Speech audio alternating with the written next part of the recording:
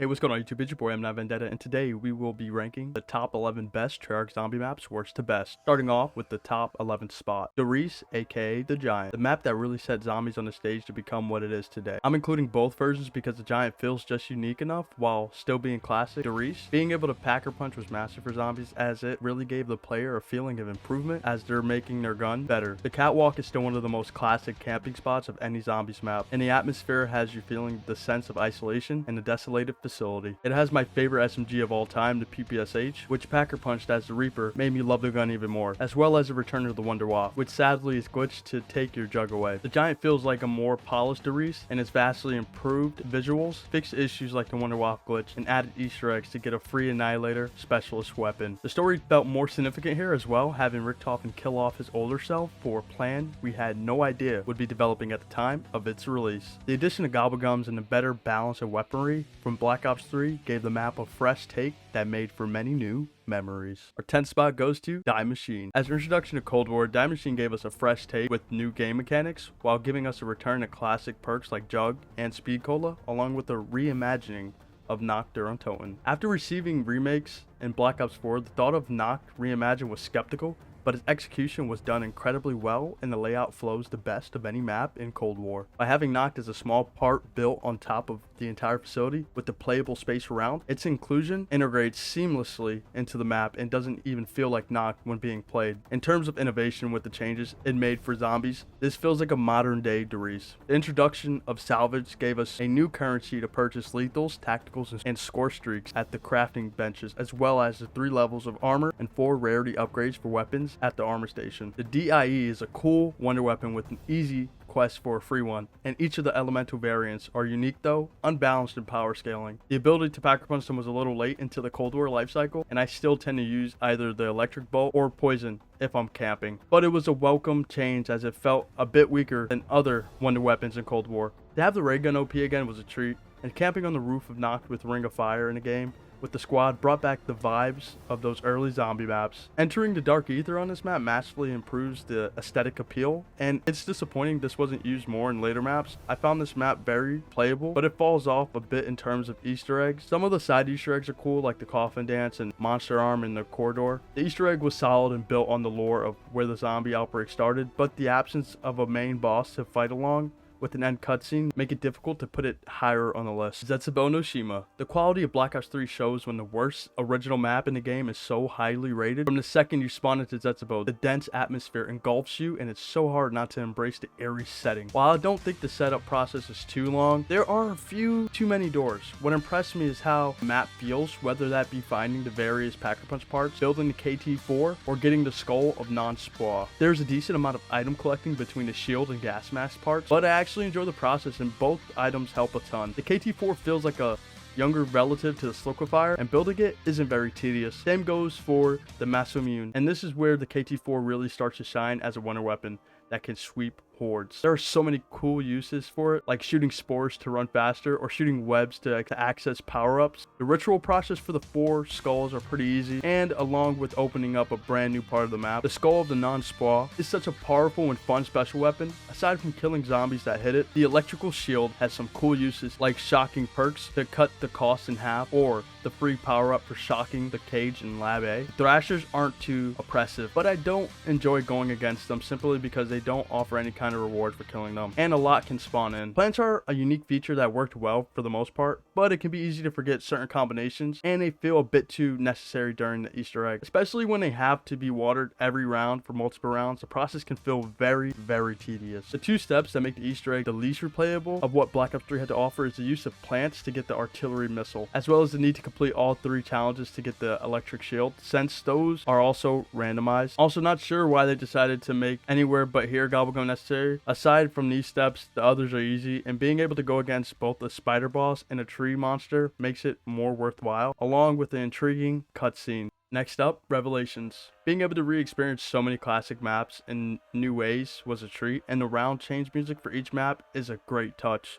Though I don't think Revelation quite lived up to expectations everyone had going in, I'll get what I dislike out the way. Though the map flows really well by having Noct as a central hub to go to any island, it felt like too much of the map was built out of remakes. The only brand new areas we get are the spawn island, the massive Apophicon, and the Primus statue area between Shang and DE. Most of the Easter eggs is enjoyable aside from finding the Easter eggs that go inside the Apophicon. And while the Elemental Margwa boss fight is fun, the final boss fight against the Shadow Man is the same exact process as Shadows, and was a bit disappointing. I wasn't sure how to feel about the end cutscene when it released, but looking back now, it's pretty decent. What feels the most annoying there is there are multiple things required for the Easter egg that can only be gotten out of the box, namely the Apophicon Servant and a Little Arnie's. Rather than having a quest like the other Black Ops 3 maps to get a unique wonder weapon, we get the reused Ragnaroks from the box, as well as a Thunder Gun, because why the fuck not? Though they're very unoriginal, having all these weapons at once makes high rounds and the Easter egg much easier. Rev throws every enemy type at you to make it more difficult, but it's still easy. In my opinion, a nice change of pace for Black Ops 3. All the side eggs, including the various masks, give the map an added layer of replayability, and a couple of my favorite Easter eggs are the trading bench / M1927 wall buy, along with the orb to make all box and wall weapons Packer Punch. Though I didn't do them very much, the time trials for melee weapons was a cool addition from Gorod that make for some extra challenge. What makes Revelation's layout flow well in comparison to a map like Forsaken is that Rev was made with the intent of island hopping through pieces of their past, whereas for Forsaken, layout feels stitched together due to difficulty to make the sections connect fluidly. Of all the skyboxes and zombies, this might be one of the most stunning ones we've ever seen. Number 7 goes to 9. 9 is a jaw-dropping spectacle of a map and has one of the best settings on the list. The layout works so well with the arena surrounded by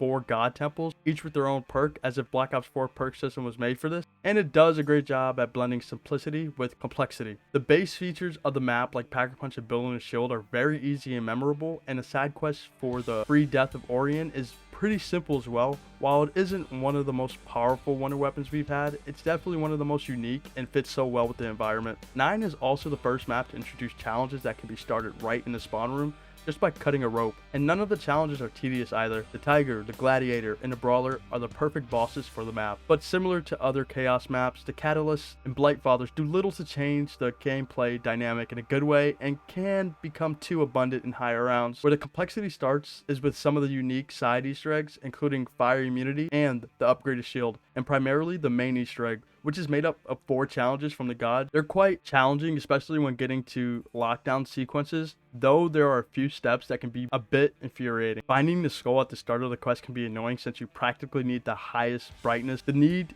to wait so many rounds just to fertilize a plant to go down in the Danu lockdown is unnecessary and feels like it's there only to up the difficulty, as we already have to wait until round 10 to get a gladiator to break the wood. Interaction with crowd was a really nice addition as a way to get free power-up drops, except for having to get bad affinity for poop. Finally, shooting the targets through walls with the secret kiss isn't too hard, but especially on solo, trying to shoot the exact spot to keep a zombie alive is a pain in the ass. These things aside, where this map really secures its top 10 spot is the thrilling boss fight, pitting us in a fight between 2 massive zombie elephants and a bunch of brawlers. Number 6 spot, Buried.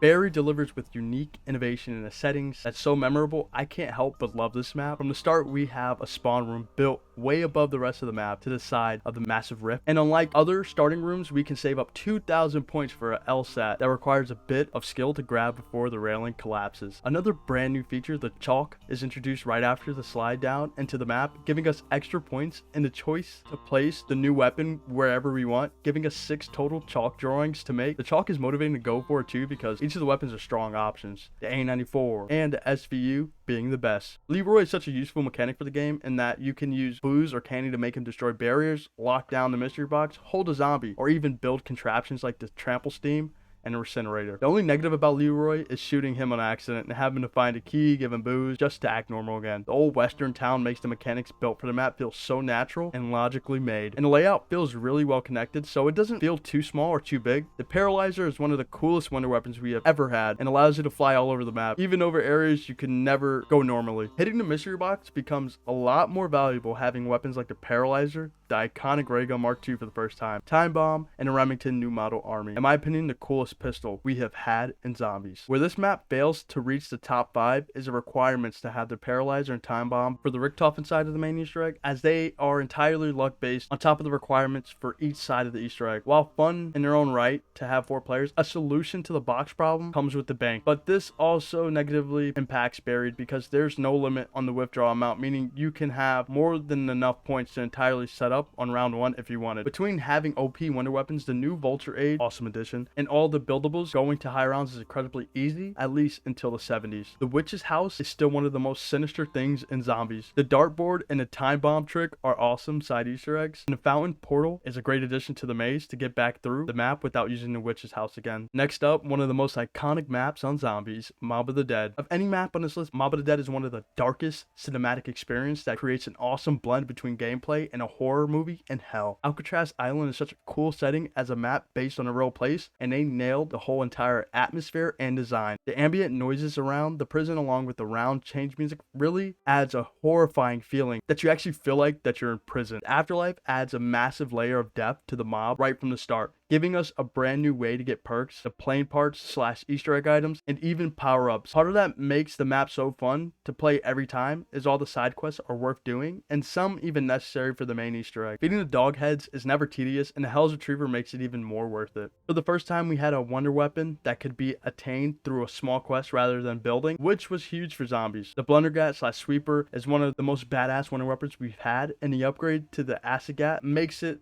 that much crazier with the monkey bomb-like effect. Brutus is an awesome boss and always creates an immediate threat, but it would have been nice if the unlocked prices didn't start at 2,000 points. Building the plane is one of the most unique features we had in zombies, and flying to the Golden Gate Bridge for Packer Punch is so satisfying and complements a real attempt to escape the prison so beautifully. The 4 mobsters are an awesome crew and really feel like fleshed out characters.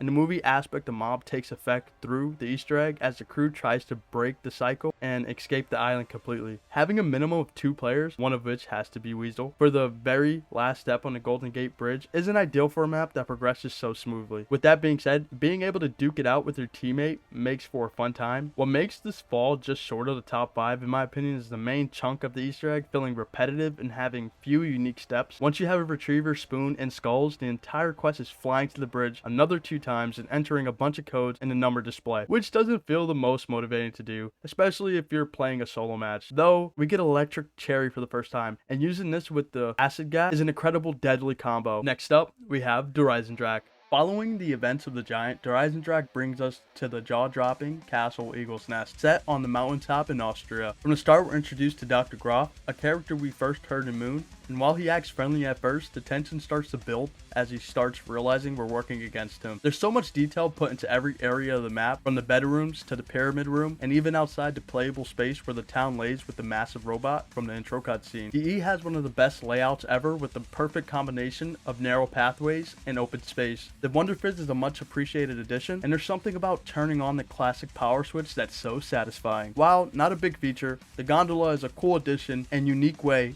to get power-ups. The dragon heads are an awesome callback to the Mob of the Dead dogs, and it's such a simple process for getting the Wrath of the Ancients, where it has some similarities to Origin and being the second use of 4 elemental weapons as well as panzers. These things fit so seamlessly into Eisendrache and make it a special experience every playthrough, along with an easy process to get the base bow. The Packer Punch process is very easy, literally 2 buttons. And the Ragnarok is such an easy specialist weapon to build for how powerful it is. I particularly love the anti-gravity feature, and it's used well for core mechanics of the map, like getting the shield part, the steps for the lightning and wolf bow, and the free BRM side Easter egg. The only part of the design I don't enjoy is the imbalance of power scaling in the bows. They're each unique and have cool animations, but the lightning bow is the easiest to get and the strongest, whereas the fire bow is by far the hardest to get and the worst. The wolf bow is solid as well, but after it's buffed, the void bow is my favorite to get because it's so satisfying to kill with. In terms of side Easter eggs, there's some awesome ones like the Panzer Claw hat, the plunger, and the free Mega Gobblegum. Where Eisendrache becomes an incredible experience is with its near flawless main Easter egg in the first boss fight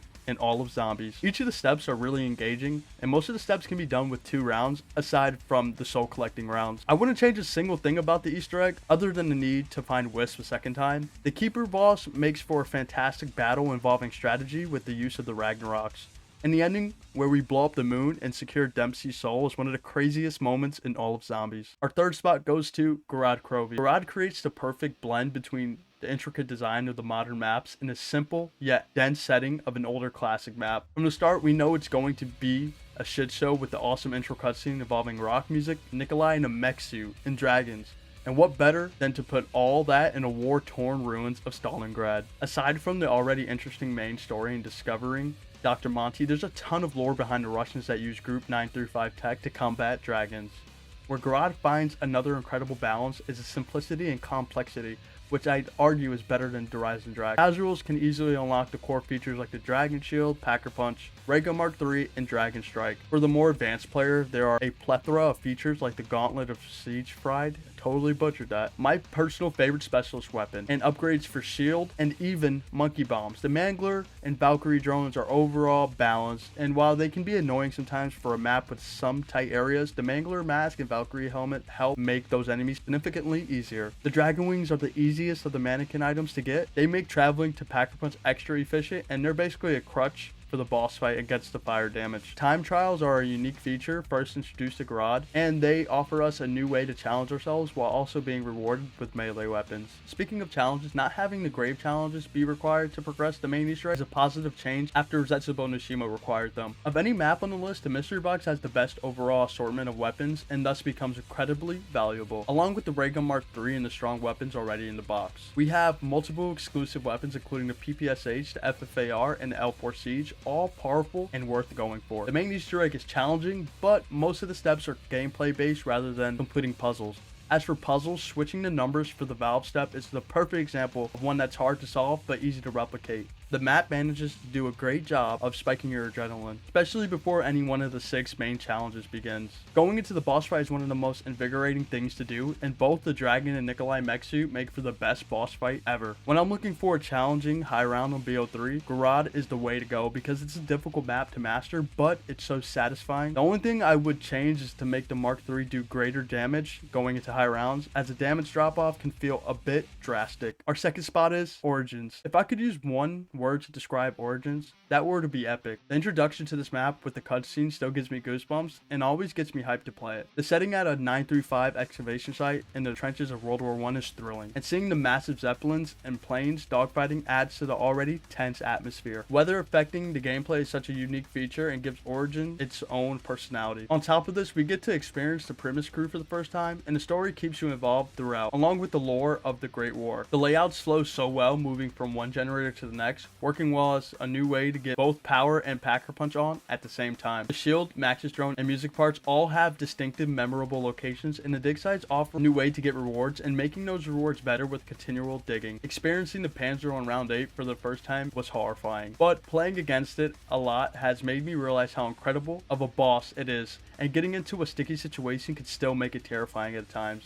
The challenges from the chest are easy and tend to be completed as you normally progress through the map, unlike other maps with challenges you typically have to go out of your way to do. There's a crazy amount of depth to Origins, giving it some of the best replay value, whether you're going for high rounds or the Easter egg. Each of the stabs has their own strength and weaknesses, and the process to build and upgrade them is never tedious in my opinion. Unlike Eisendrache, where I usually craft one particular bow and I'm set, this map motivates you to build and use each of them, and if you're going for the Easter egg, they're required anyway. The G-Strike and Iron Fist can be challenging to get if you aren't prepared, but they're well worth it, and make the high rounds more fun. Some of the side Easter eggs like the free Manga Collider and free Zombie Blood can be really helpful for progressing quicker, but the rewards for digging have massive impacts, especially for high rounds. Digging gets us the golden shovel, which we can then use to find the golden helmet, giving us protection from the giant robots, and we can find free perk slots. Where the learning curve kicks in for the main Easter egg is the efficiency and knowing everything to do towards progressing the bows and the other buildable / unlockable items at low rounds to make the setup process easier. The final step in Agartha is an awesome ending to the egg and gives us one of the most classic cutscenes to date. Origins is just about perfect, with only small exception to the Templars when they're across the map taking out generators and having to carry the gramophone everywhere to open the elemental portals. The first spot goes to Shadows of Evil. Shadows of Evil Sevenfold, in my opinion, is as close to a perfect of a zombie map that you can get. The 1940s Morgue City is an amazing setting, and there's so much passion put into making a captivating atmosphere with the jazz music, and it just adds to the map beautifully. The design makes it feel like a place that could be real, but it also has a ton of apophthegm lore that gives it that feeling that you're in an alternate dimension. As a crew, I quite enjoy Nero, Jessica Floyd, and Jackie fucking Vincent, and their purposes for being in a dimension resonate kind of like the Mob of the Dead gangsters, except with the Shadows Man's ominous presence. Shadows and Mom have a lot of similarities in terms of the story connection